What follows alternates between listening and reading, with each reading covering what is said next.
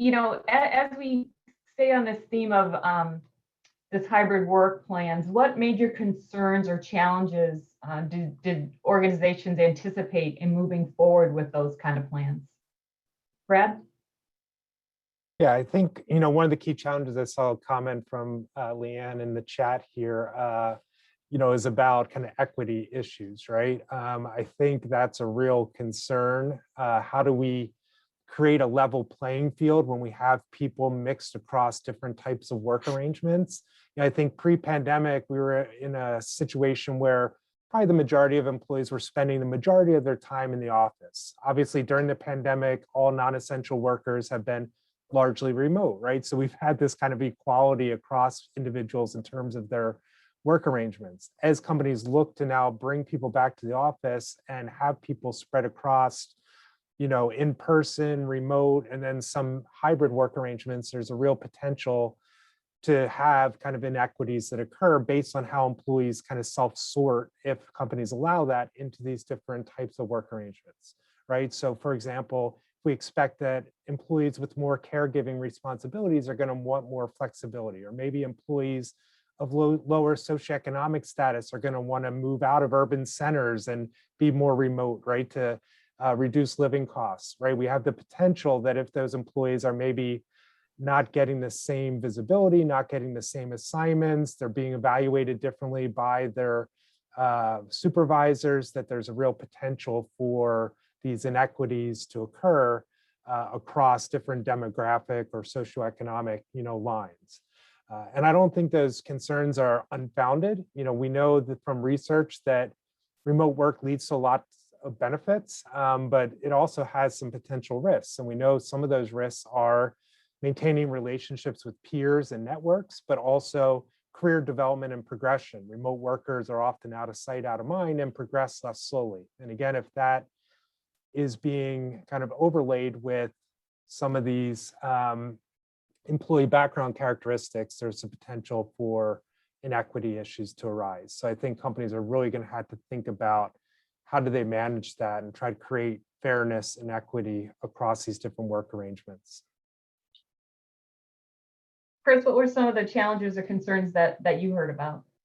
I think Brad hit on the one I heard most consistently is that people who decide to stay mostly remote are at risk in terms of the being left out. And so, I heard that in many different ways. So some of the ways that Brad described, but I also think, there's just the potential to miss the meeting before the meeting and the meeting after the meeting and the bump into the hallway and so some of that in-person contact is just by happenstance that you happen to be in the same hallway or in the same room waiting for the meeting to start. And so how do you create a fair playing field where everyone gets access to the ideas that are shared, the information that's shared outside of the normal meeting that takes place, in some hybrid format? I think there's also it's human nature, I think, for leaders as they have some project to come up or some short assignment or some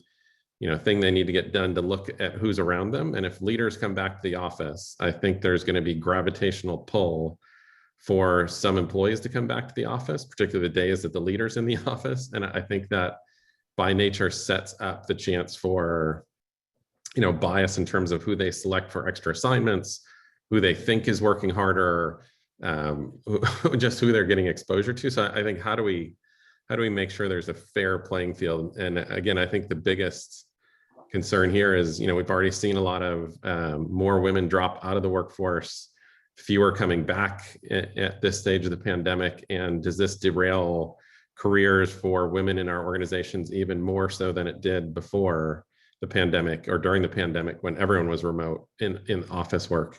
I think there's huge concerns there, right? How do we make sure leaders are making better decisions, that leaders can think through how to engage people who are still mostly remote, how to engage people in the relationships? And I think the other big one is, I think when you're not in the office, you just don't have as many opportunities to continue to foster the relationships. And so for new employees, that's an even bigger challenge, right? Of how do you come in and meet people, build relationships that may exist for the people who've been together since before the pandemic started. So I think there's a lot of concerns around how to manage this well.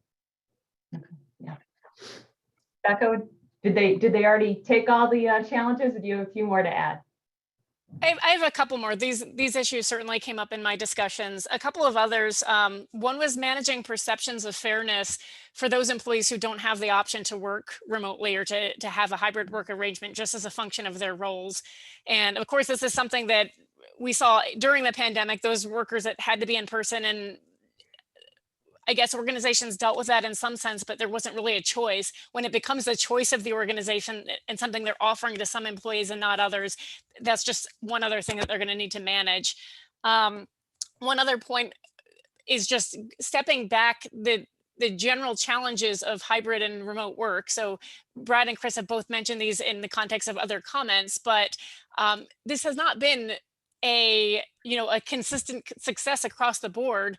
We've seen that some organizations transitioned really well, some jobs, some types of work transitioned really well to a remote work environment.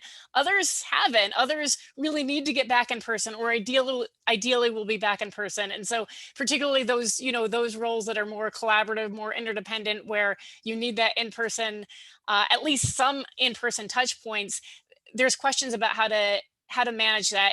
Chris made the point earlier, we think that this is a good idea from an organization's perspective, but how do we manage it? Who's doing this, and what is it going to look like? Yeah. Just one idea that, go ahead, Chris. Sorry, that just to add on that, Becca made me think of another one, which is that not only is it some jobs transition well, but some people did and others didn't, right? So there's still people who are working, with a laptop in their lap in a closet.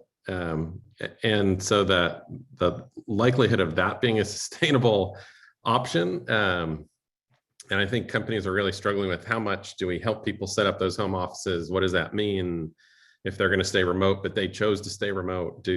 Whose responsibility is that to help them be able to be remote more effectively than they currently are? So I think there's still, again, as Becca said, lots of questions. Yeah.